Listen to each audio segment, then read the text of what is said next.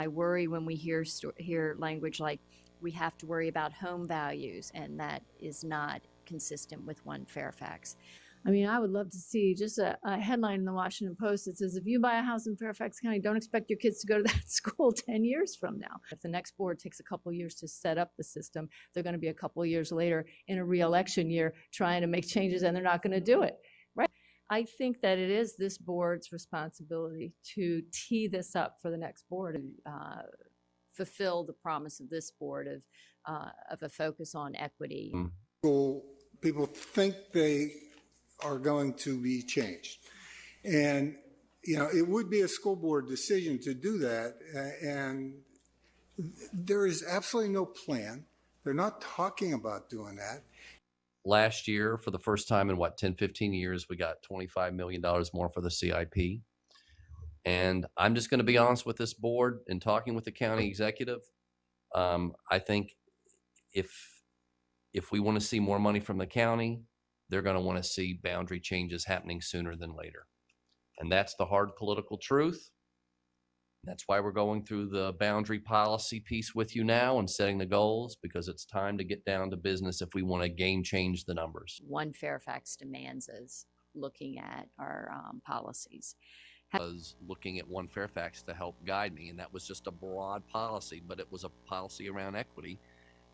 One Fairfax needs to be in there because it is the overall guiding principle that is helping us to make these decisions. So there is no incentive to move kids from Langley High School, way below capacity, to either a school that is way above capacity or a school is at and anticipated to be to grow above capacity. So, because what we're talking about when we only talk about neighboring, overcrowding at this school, not overcrowding right next door, is we are reinforcing the economic segregation that this county has gone through. We have seen over time in Fairfax County resegregation of our schools.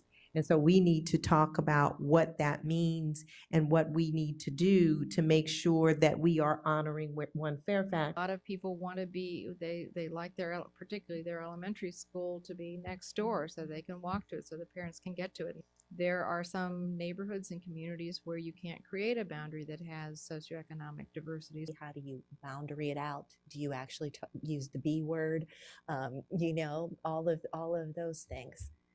We're going to bring this out to the community, and we may say things like, we want to bus your kids further because we think that demographic mix is important. You talk about the nuclear option with boundaries, and then you talk about the impacts of socioeconomic and other types of segregation and change the socioeconomic composition of the school. I'm going to suggest that we may want to hire an outside facilitator to work with us in how to address this in the context of One Fairfax. This is huge. If we're going to have an equity lens, that we shouldn't be calling something a nuclear option. Because it was.